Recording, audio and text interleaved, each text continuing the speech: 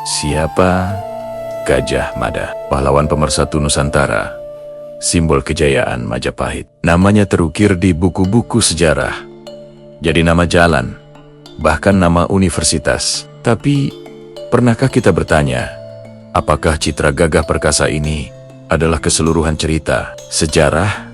Ketika kita lepaskan dari bingkai nasionalisme modern, seringkali menunjukkan wajah yang lebih dingin, lebih gelap, dan lebih manusiawi. Ini bukanlah kisah untuk merendahkan Gajah Mada, tapi untuk memahami sosoknya secara utuh. Kisah Gajah Mada bukan hanya tentang sumpah dan penaklukan, melainkan juga kisah tentang ambisi, intrik, dan politik kejam yang sering tersembunyi di balik mitos kepahlawanan. Gajah Mada tidak lahir di dunia dongeng. Ia tumbuh di lingkungan Istana Majapahit abad ke-14, sebuah arena politik yang brutal. Di sini, kekuasaan tidak didapat dari kebaikan hati, tapi direbut dengan kecerdikan, kekuatan, dan terkadang kelicikan.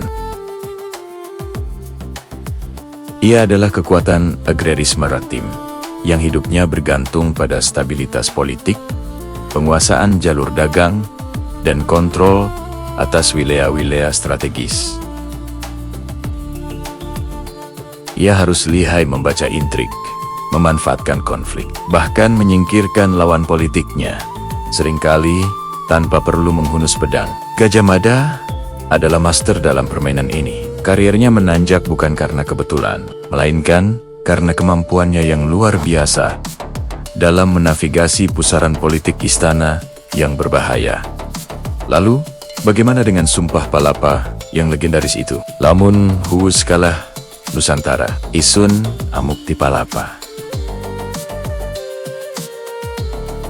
Selama ini kita diajarkan bahwa ini adalah sumpah suci seorang patriot untuk menyatukan Nusantara. Namun, coba kita letakkan sumpah itu kembali ke konteks aslinya di abad ke-14. Bukankah lebih masuk akal jika kita membacanya sebagai sebuah deklarasi ambisi politik yang sangat kuat? Wilayah-wilayah yang disebut dalam Sumpah Gurun, Seran, Tanjung Pura, Haru, Pahang, Dompo, Bali, Sunda, Palembang, Tumasik bukanlah daftar calon saudara yang akan dirangkul. Mereka adalah target hegemoni politik dan ekonomi Majapahit.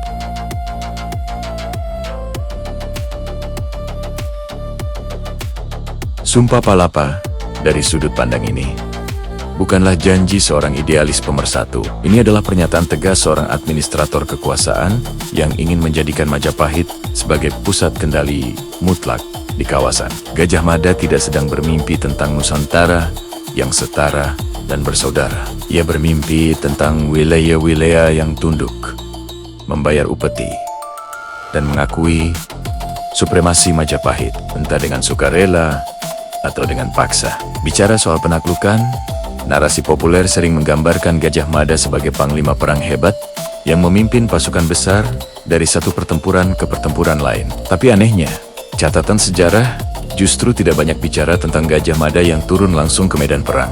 Kehebatannya yang paling menonjol justru bukan di medan laga, melainkan di balik layar panggung politik. Gajah Mada adalah seorang strategis yang dingin. Ia ahli dalam memecah belah kekuatan lawan dari dalam. Daripada mengirim pasukan besar untuk perang terbuka yang mahal dan berisiko, metodenya lebih halus, tapi tak kalah mematikan. Ia akan mengidentifikasi faksi-faksi yang bertikai di kerajaan target. Faksi yang lemah ia dukung, faksi yang kuat ia perlemah.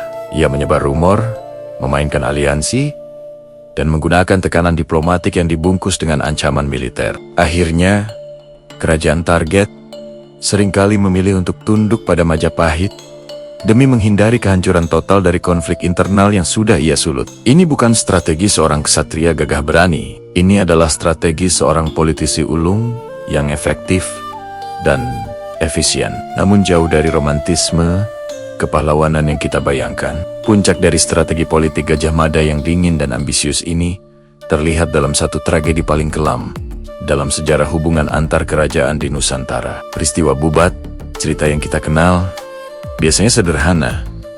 Kerajaan Sunda datang ke Majapahit untuk menikahkan Putri Dyah Pitaloka dengan Raja Hayam Wuruk. Lalu terjadi salah paham yang berujung perang.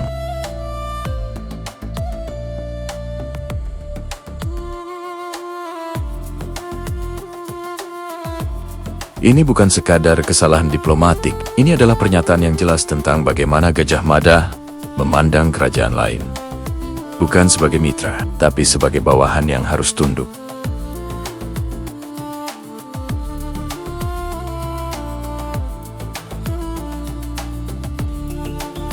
Ia adalah konsekuensi logis dari ambisi yang sudah tidak lagi terkendali oleh kebijaksanaan.